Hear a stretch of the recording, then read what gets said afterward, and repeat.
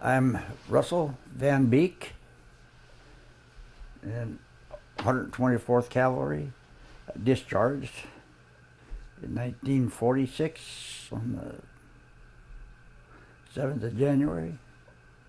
Nice, thank you.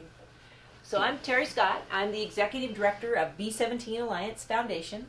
We are restoring this gas station bomber to fly again in honor of the greatest generation. Oh, yeah. Okay, you're one of those I generations. heard about it, huh? You're one of those generations. Yeah. We're going to fly this plane to remember your stories. Oh, okay. Okay? So we are at the Salem Airport, and we have a museum there. We're building a museum on the personal stories, and that's one of the reasons we like to interview the World War II veterans and civilians and children, anybody from World War II. Okay. We want to find out as much as we possibly can. Well, I hope they don't have another one again. Me too. The Japanese sure raised heck with us. Yes, they did. So, do you remember where you were when they announced the war? I knew when they bombed Pearl Harbor. I was 16 years old, and I was cleaning a bowling alley with the machine that you do for shining the alleys when they get done bowling for the night before. And the milkman came into the bowling alley and he says they burned Pearl Harbor. They burned it. They bombed it. Oh, bombed it. Mm-hmm. Yeah. And I 16, I didn't know even where Pearl Harbor was at that time. Yeah, and that's where I heard first of it when they bombed it. Then a few days later, Roosevelt declared war, and they remember the place Infinity, which is, I can remember that very clear when that. You remember that speech clearly? Yeah. And so I had some friends, found out then that when it happened, when they bombed Pearl Harbor, it was on a Sunday, and we went to a picnic or someplace with the folks and the friends there, and they were all hanging around the cars listening to the news all day long and saying what was hit and what was bombed and part of there, and the news kept coming in lightly all the time, and that night somebody or a group of people got a hold of a Jap and hung him on the light pole. Ooh, out there in your hometown? Yeah, in Shelton, Washington. And then I quit school and I went to work and worked in the sawmill for almost a year. And then pulp mill where my dad worked were in Shelton, Washington. He transferred him to Hoquiam, Washington, where Dad chose to go there because the job was offered. And so I was working in the sawmill, and I went to quit. They said, well, you can't. And so I went to a representative for the state of Washington. And I told him I wanted to go with my dad, where they moved to Washington, and he said, well, and I says, he asked me how old I was, and I told him, I said, I went to work there when I was 16. I was almost 18 then. In fact, we moved about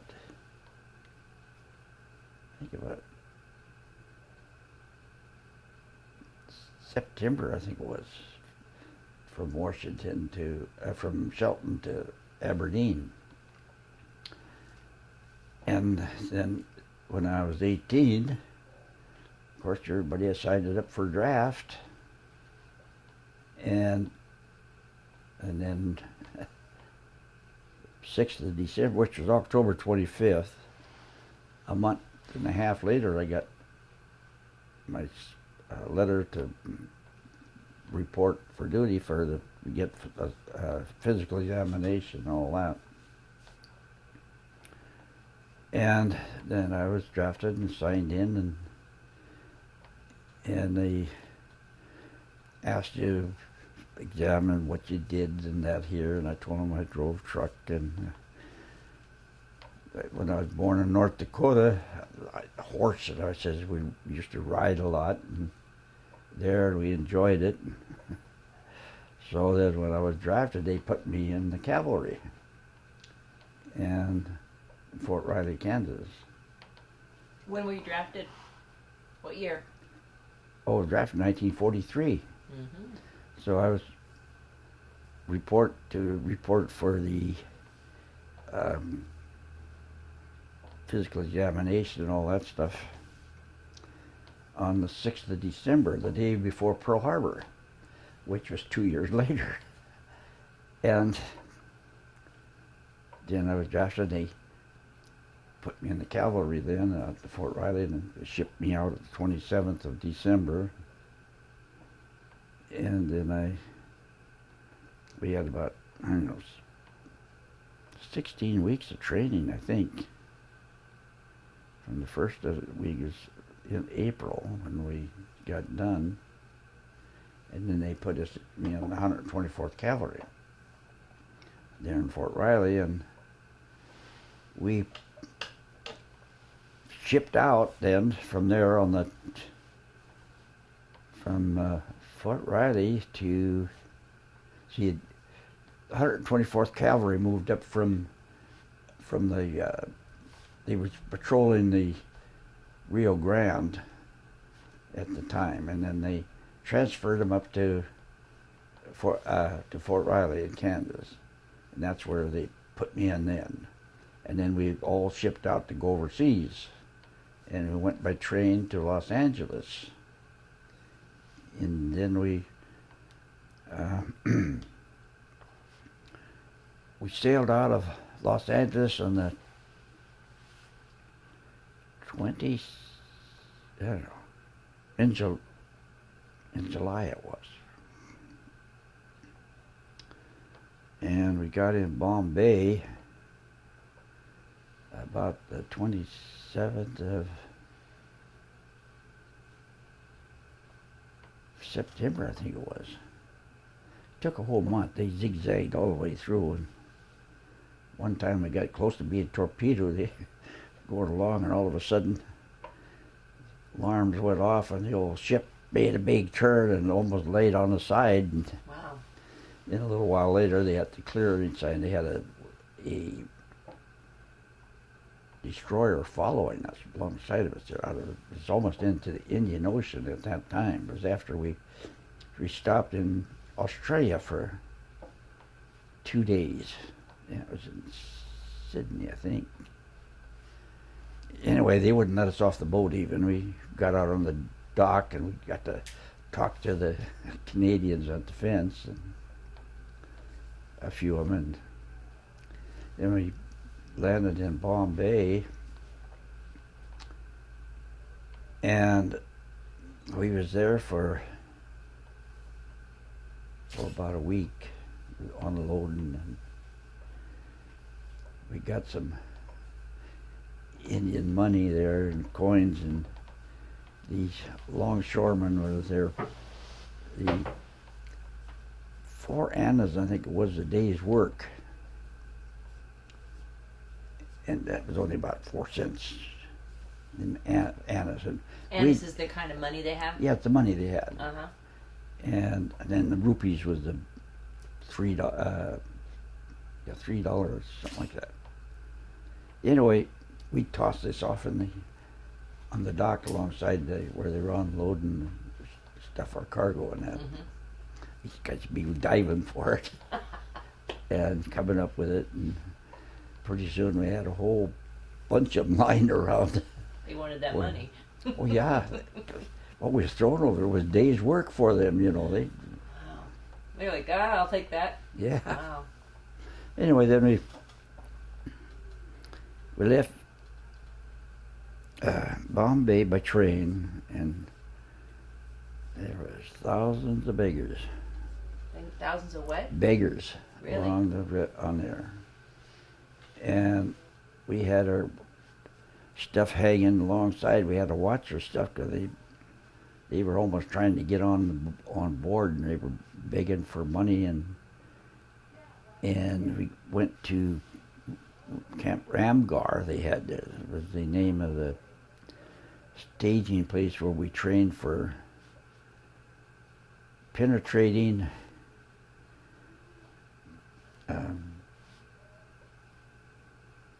I don't know what they call it. Anyway, they set us up, I guess, for about a 300-mile hike behind Japanese lines in Burma. We didn't know that at the time when they were doing the training.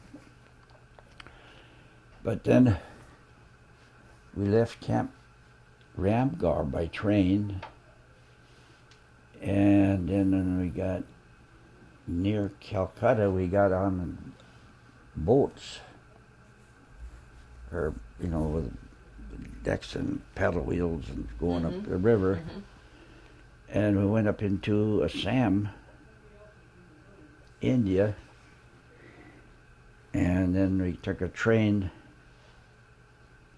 from the boat to Lido, India. Or Assam, Lido, Assam. And that was the first night I was over there that I slept on the ground, and I was 19 years old on my birthday. And I slept on the ground with just a blanket. And then the next day we went on the train to Lido, and then they flew us into Myitkyina, Burma. And then You went a lot of places. Huh? You went a lot of places. Yes. Oh, that's just only the beginning. We went to Camp Landis. They had to set out of Myitkyina. It was about 8 miles from there. Also did our training there for jungle warfare. And sometimes it's hard to remember. We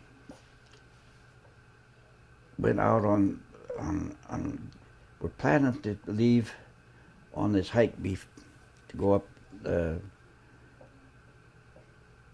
Burma Road, to go up to, I don't know what they call that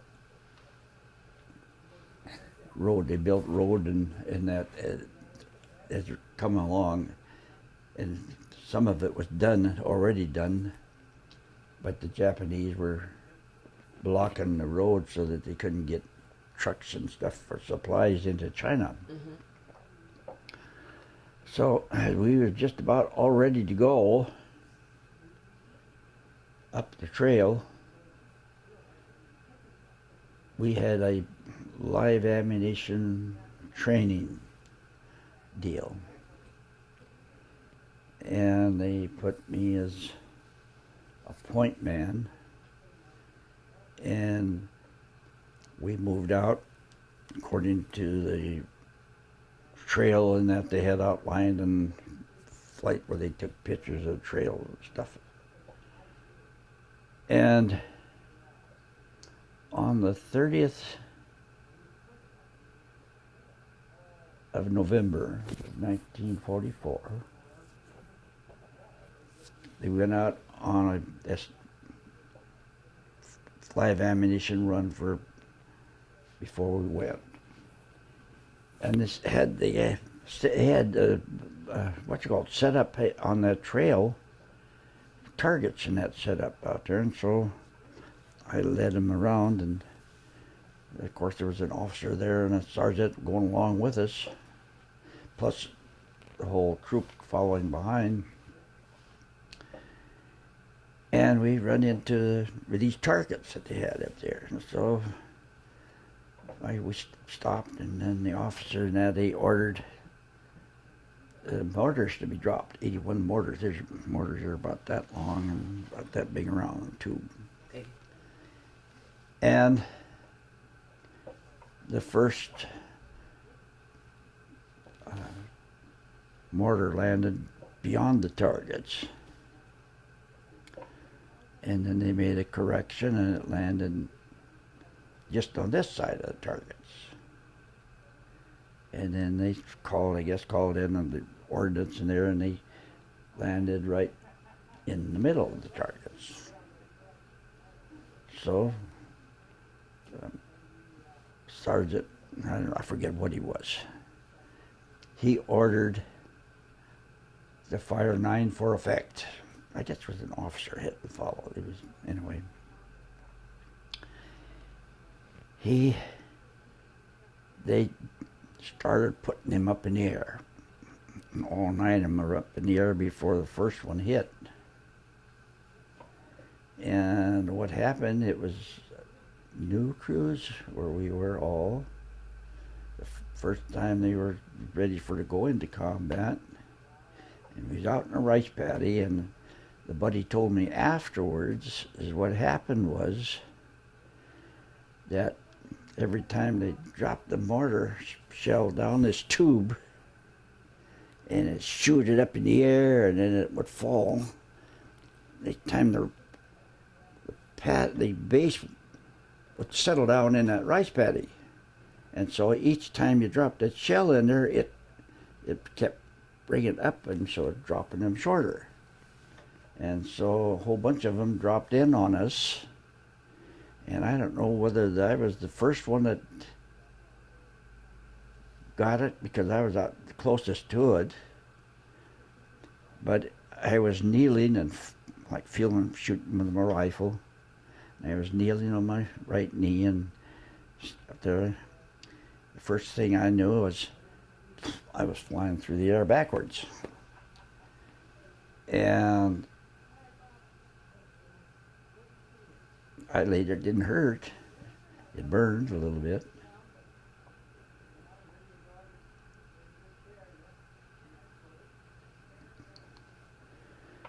And then it started hurting. But then, wonderful feeling, losing a lot of blood. Because I got inside of my leg was shot away up by the crotch. I had a hole in front of the bladder. Stick it out. I think it was just a little, it looked like it was a small intestine or something. And then one went into my knee, because I was kneeling, this knee was on the ground. And then I had one right here alongside my leg. Oh yeah, I can see that. See it right in there. Mm-hmm. And then I had the one went through here, and then there was one that went down on the cheek of my butt. It was the size of a quarter. And I didn't even know it was in there until after I got up out of bed. It was after Christmas, after the first of the year after that. And I couldn't sit on the dumb thing because it was big, sharp shrapnels in there. Oh, you didn't know why you couldn't sit, but you knew you couldn't sit. Yeah, well, that was the first time I sat up, though. Oh, okay. And that way, Mm-hmm. and so, and I complained on it, and they said, well, you got a piece of shrapnel in there. I said, well, I can't sit on it. So they had me in an operation there sometime in January. That would be 45 then. So you were in the hospital for a year with those wounds? No, I was in the hospital till I joined back in there about a week after Roosevelt died. And then we more or less sitting around waiting because we was going to, we didn't know where we was going to go, but then we found out they were flying us all into China. We was going to be into a headquarters outfit. And I was, what it was, I was a truck driver and I was a horse. I didn't want a horse there, so our boots and saddles were left in India, so they give me a truck to drive,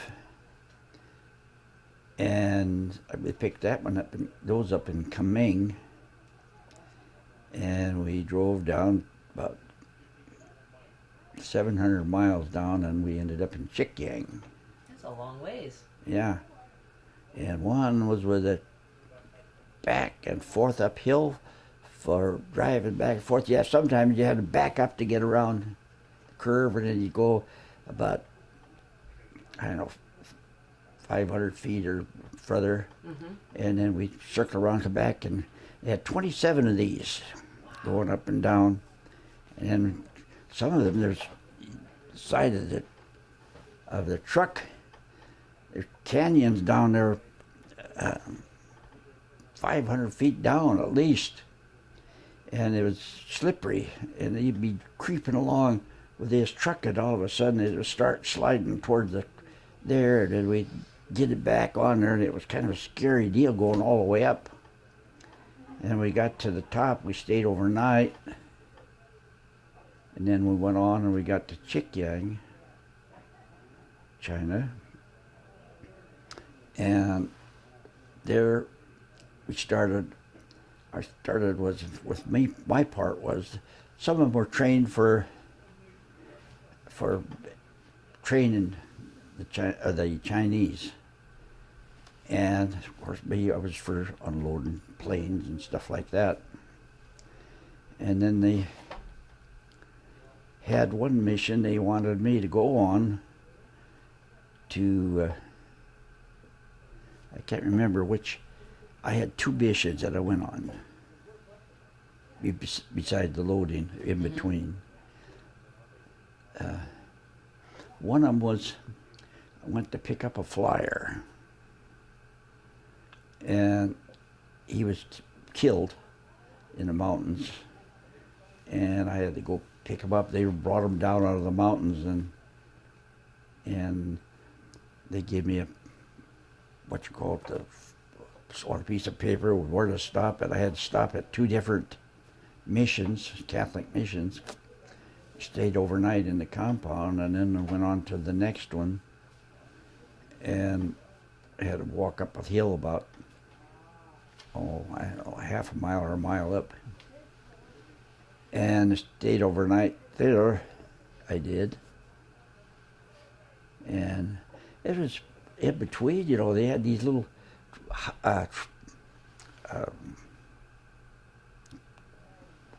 creeks or rivers or something, or canals or whatever, but they had it on a deal like a barge, and you drive the truck on it, or it wasn't a truck, it was a weapons carrier is what it was. It was just a big, large pickup, or a Jeep, I mean. Anyway, it was interesting going on. They got on that, and then the guys pull it by hand, by a rope, and they just pull you over there, and you drive off, and then go down that road. Oh, they pulled the barge by hand. Yeah. Huh. Okay. And so, then when I got I was talking about that second one where after I was leaving the first one, there was a Catholic priest that was just released shortly from prison. They were in prison during the war, and they took me up to where they went up there to the other mission that they had, and I stayed overnight there, and then they had information where to pick up the flyer, and went down there, and had a big wooden casket where they had him in it. And they,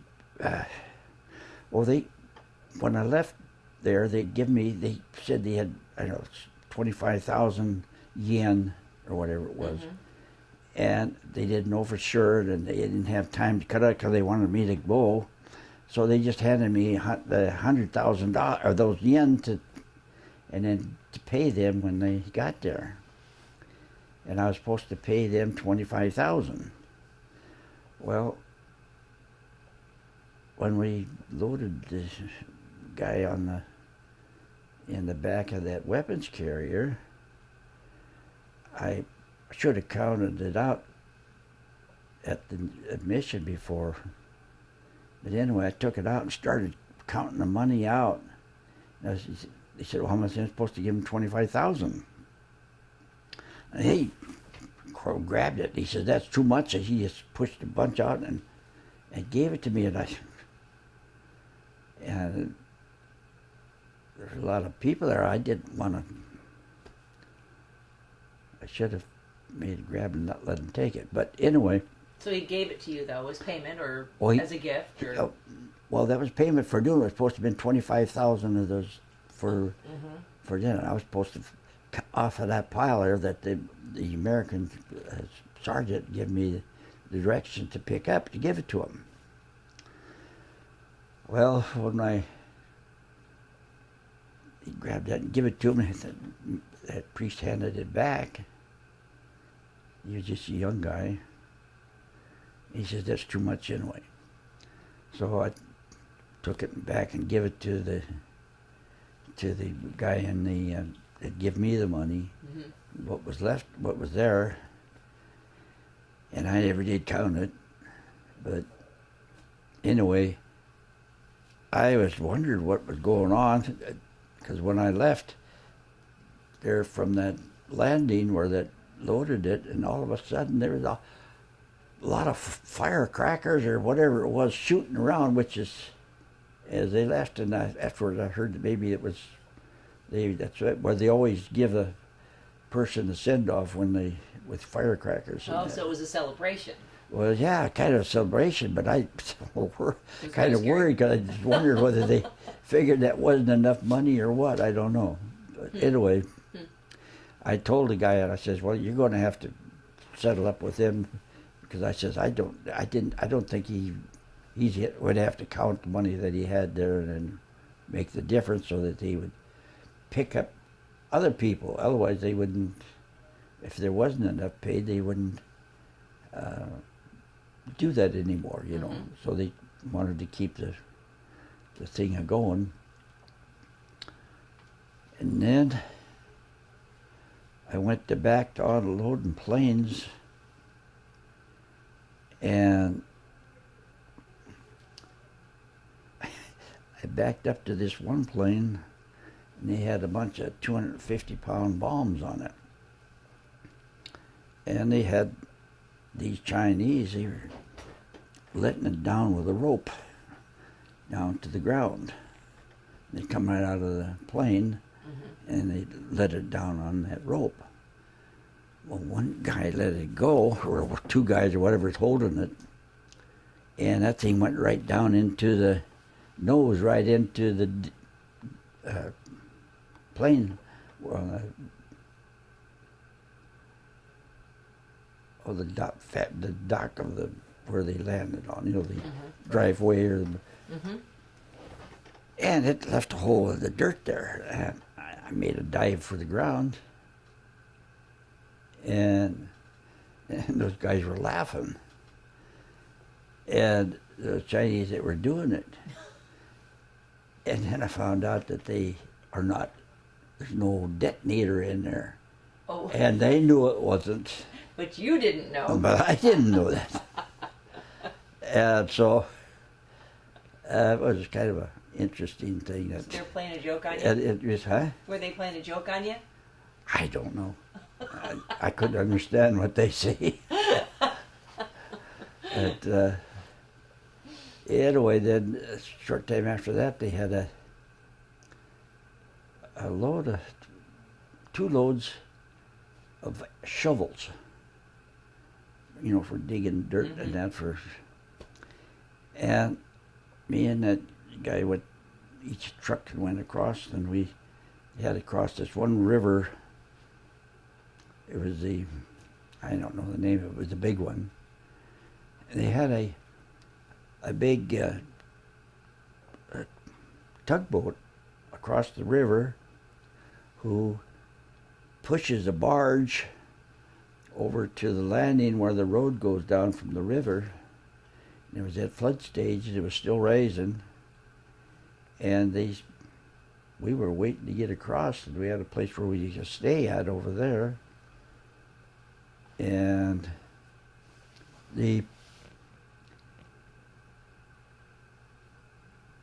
what do you call it? The barge couldn't, like I said, come across, and so they had these sampan that they go across. They did it by going across that way. And so I talked to the lieutenant there that I says, well, maybe I should go across and get him to come across with just this tugboat and leave the barge, just come down, pick and leave the trucks there. So he took down my name and my serial number, all that. And I says, how come you doing that? And he says, well, in case you don't make it across there and get in that flood stage, he says, I know what information for you, where you're going. So anyway, I got across, and it was further down the river than what we started out from, because it was quite a current coming down. And I got across there, got over to the tugboat. They were all put away for the night because they weren't going to cross that thing with a barge. And so I says, we got a bunch of guys over there, because there was other trucks in there also coming along. And they said, and then I says, well, could they just go with the tug over there and get them? And they said, no, it had a big engine in it too. And we tried to go across. We went upriver. I had a hard time getting up the current. Maybe he was just, I don't know, but he wouldn't go across just without the barge even. So they went back to the landing, and I went over to where the place where they was going to have us stay.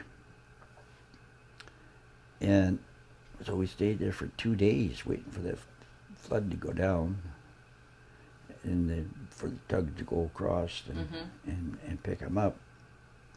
I went back and got my truck and the other guy, and we went across, and then we went out where I guess the front lines was, or close to it, where the Chinese and Japanese were fighting, and all of the bridges along the way were blowed out. But it was dry this time of year, and so they had fixed a road, and was going in and around all these bridges to deliver. Oh, they were going around it because there was no water. Yeah, it was dry. But the bridges were blowed, and so it was all that, and it was dug. They had trenches dug through there where they were fighting at that area, and they had trenches just wide enough for a person. It was just enough that they'd stick their heads over top of the ditches that they had. Were you driving a big truck like a Unimog or something that goes through that? Big truck with giant wheels, the Unimog? You mean to digging it out? Well, you were in a truck, right? I had a 2.5 ton truck, what you call. And we had to follow the dirt road that went around the sides of it all the way up to where they, or down, I don't know whether it was up or down, but it was kind of, some of it was mountainous area. And we took it and unloaded the shovels. They had a camp there, down a big camp, and then we brought it in there and we unloaded had them unloaded, I should say. And then we went back and crossed the river on the barge and went back to camp to Chikyang, where we unloaded bombs and groceries. We had stacks of groceries that were as high as these buildings around here. Oh my! How many people were you feeding? Well, I heard that they were getting ready for the invasion of China to help because that's right on the edge of Vietnam, is where they would have to come into China, because we was unloading at Chikyang. So it was probably, I don't know, how many, a couple hundred miles maybe to the border. So you were feeding the people? No, they was getting ready to feed the people that was going to be invading, because they would have to have stuff there for supplies for them, and the Chinese were already using the bombs, but Chinese don't eat the same food we do. So it had to be for American, all of that stuff. And then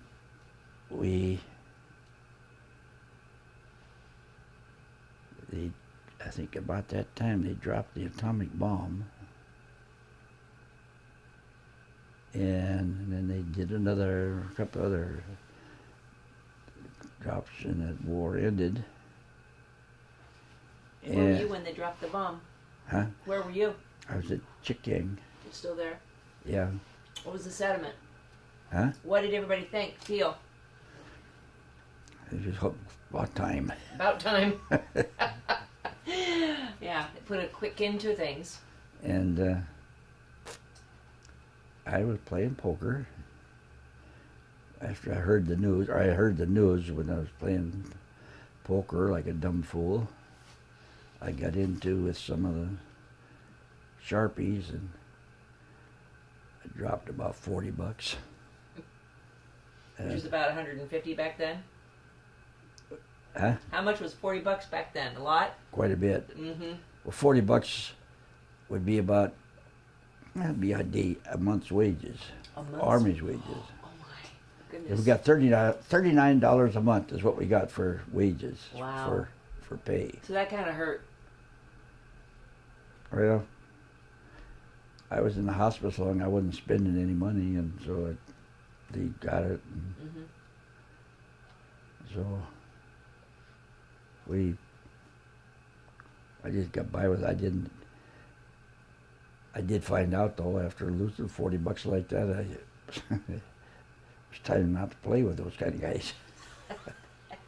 Learned a good lesson. Yes. So it doesn't sound like you rode horses much. Pardon? It doesn't sound like you rode horses much. No, didn't do any after we left the cavalry in Kansas. Because we got to like I say, we got to Ramgar, and they piled all of our boots that we had and spurs, and I kept my spurs.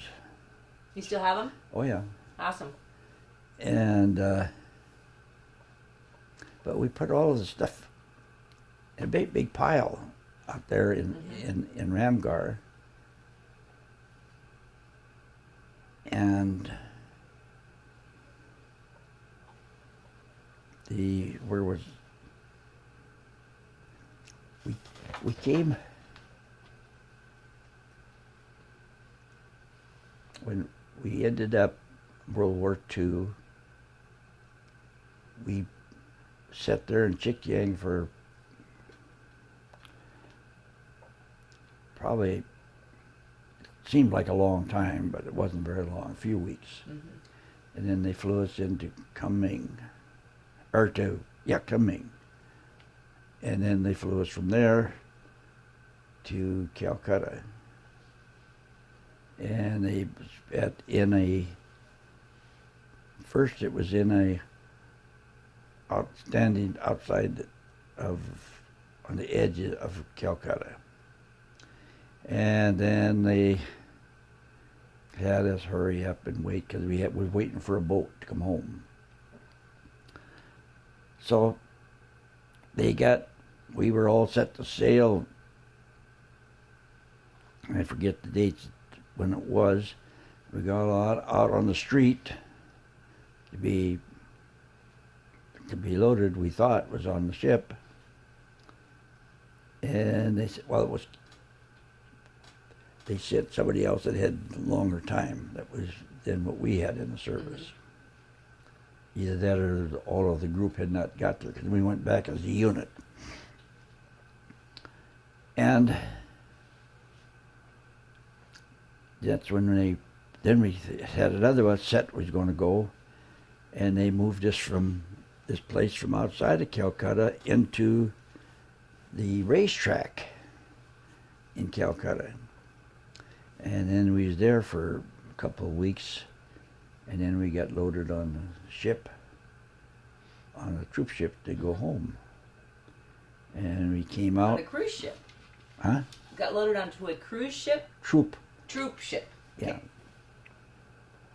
And we went back, we come back out, went through the Suez Canal, and we stopped in Port Said for a day. And during the Suez Canal, coming up to the Suez Canal, they had these big loop things where they held us up one day in one of those big loops for letting the ships coming from the other direction clear. And then we'd go back in and go up. Somehow a ladder or something? Yeah, they fixed it so that they weren't one be sitting there all the time while they're waiting for it. They were all going, they pull out and you'd still be going, you'd be laying over one night anchored in that kind of a big lake there. But like I say, then we got to Port Said and we stayed there an extra day. We got there in the afternoon and we stayed all the next day, and then we headed for home, and we come out into the Mediterranean and come by the Rock of Gibraltar into the Atlantic Ocean. And then we got into a big storm, and the ships were going up and down, and they'd go down, and then they'd rattle going up. You'd go up and then go sideways, and then you'd come down. And as you come up through the waves that was there, and you couldn't get out on board. You could look out the port window there on the side there, but they had Marines standing guard, and they wouldn't let nobody out on the deck because it'd be washed overboard. And then, anyway, we was 6 days getting in the storm, taking that slow. Wow, that's a long time to be doing that. Yeah, and then 6 days. It reminds me of that fishing show, where they are in the storm all the time. That's the only thing I can relate to. Yeah. Well, the anchor was on there. They were bouncing against the side of the deck and put a crack in the front end. And so they cut the anchor loose and dropped the anchor in the ocean. And I guess that's what they did. I don't think they pulled it out. I don't think they pulled it in, or they would have did it before it cracked the front of the ship. But then on the day after Christmas of 1945, we landed into New York. And then we had our first steak for second steak, I guess. But we got a depart clearance and everything, all that, and they loaded us. We could have got our discharge there and found our own way home. They'd pay us mileage. But I decided I'd rather go by troop because everybody was going home, and I tried to get get a Right. reservations for a train or whatever, because the trains had troops were all coming home and they were taking whole trains, you know. And so we got into Fort Lewis on New Year's Day. And I called the folks, and they didn't know where I was for I hadn't wrote them because it was on the trip for going home and that, and I was on too much getting ready to go and to debark and all that to get to home. And I really surprised Mom. I bet you did. Yep.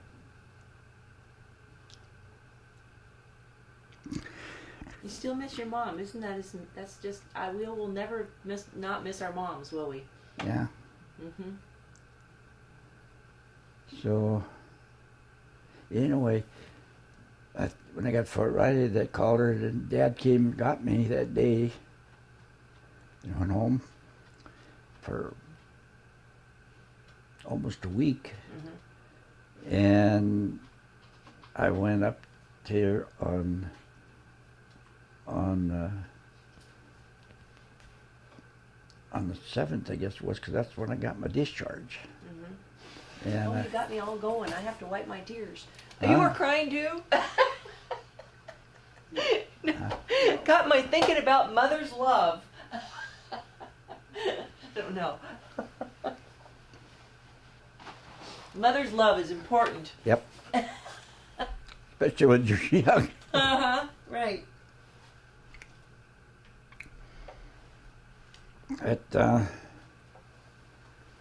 Then I got home, and when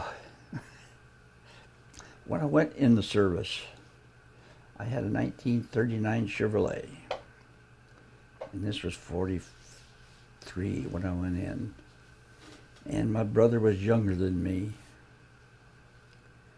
and so I give him my car, and if I didn't come back, that was his.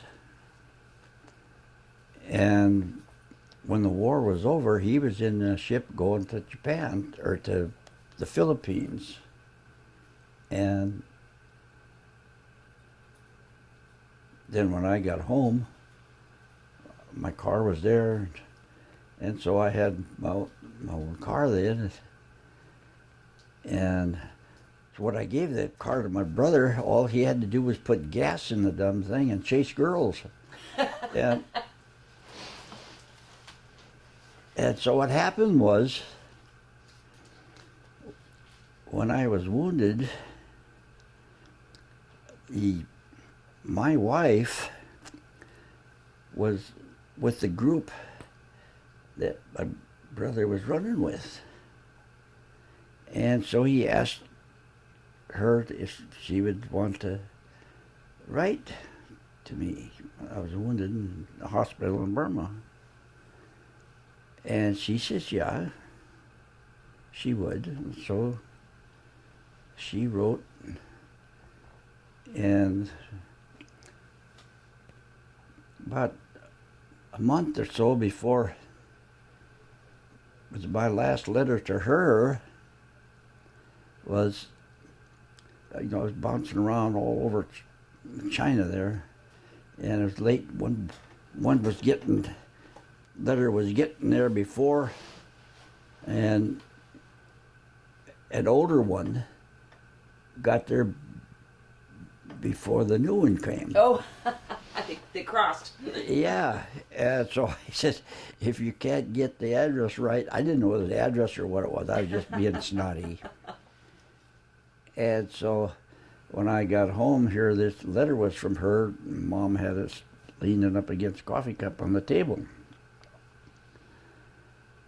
And they wanted me to open it.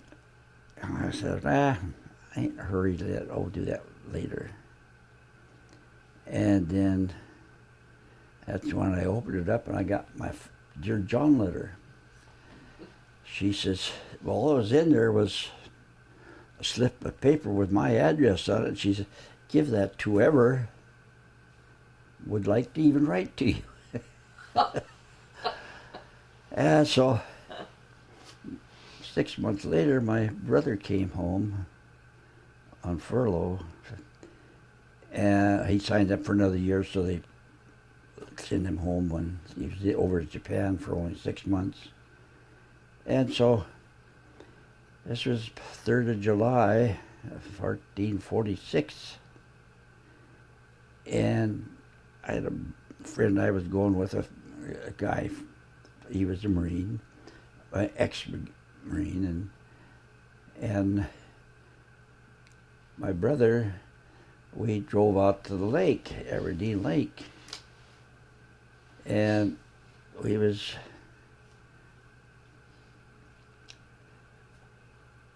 got there, and my wife and her girlfriend had, I don't know how they got to the lake. I didn't know them. And anyway, we went up to the little, it's a small place that had a place where they sold pop and stuff like that. Mm-hmm. And so we went up there, and Donna's girlfriend, she said, "Do you know those guys?" That's the guy. And she said, Donna said, "Well, I know one of them." And then we walked up there. Why, Norm knew my wife, and so he introduced me to who would be my wife. And I said, "Oh, you're the Mad Irishman." So anyway. Oh, so you weren't married when you were overseas? No, I never even met her. She was what you call a pen pal. Okay, she was just being a kind woman. Well, she was 16 at the time, and I got home and when I met her then, she was going to start her senior year when I met her on the 3rd of July. Mm-hmm. And that's when, well, anyway, we got at the lake, and we went home, and we kind of, I don't know, picked up this, I went with Donna's girlfriend. My girlfriend, or my wife, went home with my brother. We all went home, and we dropped them off, and I guess they had it all set up together how they were going to date to come on the 4th of July, which was the next day. This was the 3rd of July. So about 8 o'clock that night, we had a telephone call, and Mom answered the telephone and said they wanted me. So I went to the phone, and my wife says, "Would you mind changing French for the date tomorrow, the 4th of July?" And she said, "I'd rather go with you." And I said, "Well, it's fine with me." She says, "My girl said it was fine with her." So Love it. we went together for a whole year after that, and we were married on the 29th of June of 1947. Nice. And so I knew her for 2 years almost before we got married. And we've been married now going on 72 in June. 72 years? Yeah. We're married 71 now, but in June the 29th. It'll be 72. Yeah. That must be like a record, 72, huh? I don't know. That's awesome. That's really But, cool. Anyway, that was kind of the story of my dear John and my honey. That's great. Great. Yeah. Military love story. I could use that. Oh. That's great. Yeah. Very cool. And we still like each other. That's important. I love her. That's great. Does she live here too? Yeah, we built a new house here in Lebanon, a handicap house. I wasn't this far along because we got the house built, and I made to have the house so that my garage floor was the same level as what the house is, and no steps in the house anyplace. And of course, there's kind of a little bit of going up. There's going probably incline about 3-4 feet. But we lived in there for a year and 4 months, and I had a slight stroke. It was on the 27th of June, my son's birthday. And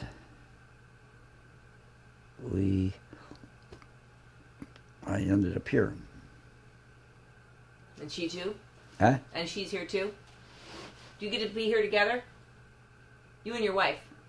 Yeah, she lives in a house Oh, okay. about a mile from here, a mile and a half. Gotcha. And I live here. We're married, but we're separated. However you want to look at it. Right, right. Yeah, This is the way it goes sometimes. yeah. So let's look at my notes here. See what else I got to ask you. If we covered it all. Well, something about paratroopers. What's that about? Paratroopers? That's you, isn't it? Let's see. Yep. So he said something about paratroopers, that you were put in later to volunteer for paratroopers. Did you do it? No? No. That was denied. Huh? No?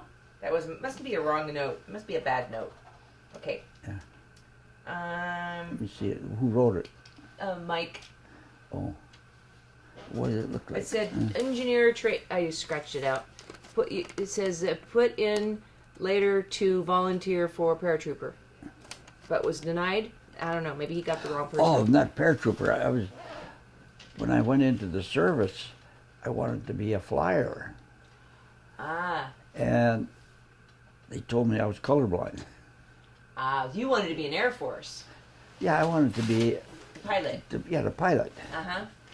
And I was in the service there, and I was going to apply for it, and they wouldn't let me because they said I was colorblind. Well, that cavalry thing is kind of cool, though. How many people can say that? Yeah. Yeah, I was afterwards. But anyway, I missed out something here. I forgot. When we got into India there, they put us in the Mars Task Force, is what we were. In the Mars Task Force, we went into Burma, and when we got into Burma, into Myitkyina, they put us all into, or the Marauders were put into our Mars Task Force. But anyway, I didn't realize that they had put me in there because I don't know. I got the book of the Mars Task Force, and it put in there, and I knew that before I got my book of the Mars Task Force, I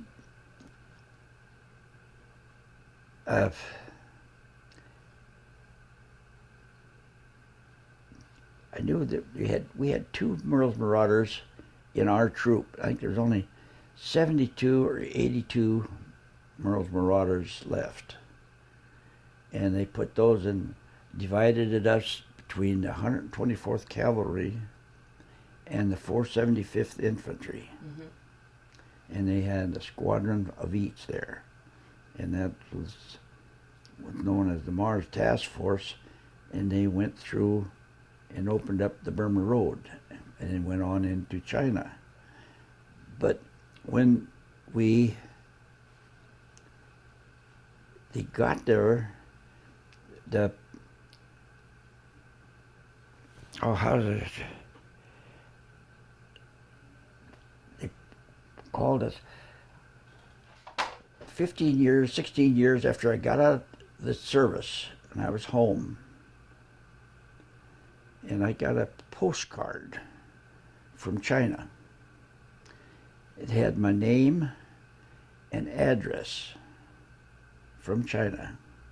And some youth group in China had sent a card thanking us for the service of helping them out during the war.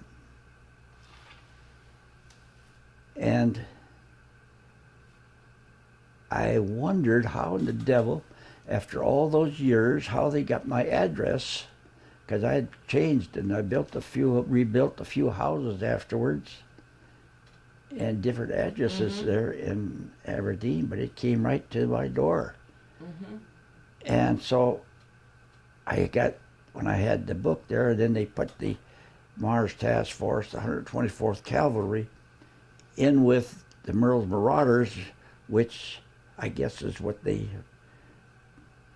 came as a group, and all of our reunions was with the Merle's Marauders.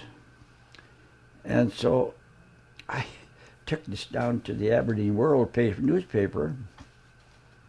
I says, would this be a point of interest to you guys or what? And I give him the card, and I says, I don't know how they got my address, my home address. And so I give him the card that I got from there, the Merle Marauders, where they were together. And the paper called, I guess, on the internet or some darn thing, contacted them and asked them if they got anything like that, or I don't know what they did. But anyway, come to find out, what happened was Merle had a brother or something or other sent China all of our names and addresses of everybody of us, and that's how it got that in the paper. Knew how I found out that they got my address, and so that's awesome. Yeah. So I was going to ask you, because it sounded like you were serving China. You were helping them, weren't you? Yeah, well, right. Tell me some more details about how you were helping them. Well, I told you, I pulled out the flyers and unloading trucks or airplanes and bombs and groceries and all that kind of stuff. So that was things that were going to be against them, and you were relieving them of that. No, I was going to go through if the war had not ended, they would have had an invasion of the United States, would have went in, probably coming up through from Vietnam, getting up into there and help them push them out, because the Japs were already up to where we was at Chick-Gang, or I don't know, 40, 50 miles further before it got to it. Yeah. And we still had, once in a while, I got a little bit ahead of myself. The last assignment I got was, after unloading those trucks and that, they got a soft ice cream machine. And that was my next mission, was to make ice cream and for the mess hall, for all of the mess hall where the people all came down, the servicemen came down for their meals. And so they had a raid coming down through there one night, and they knocked on the door. There was a bunch of renegades, I guess it was, but I didn't realize it until I opened the door. And they all bounced in there, and I said, I want them to sit down along the wall there. And so I give them some soft ice cream. And they were happy. Yeah, I didn't want to get shot. And so pretty soon they looked out and they said, well, it looks like we can get out of here now. And so they took off, which was good with me. Nobody else knew it. But yeah. Anyway, because you never know. I had a buddy when I was going on a trip, with those shovels.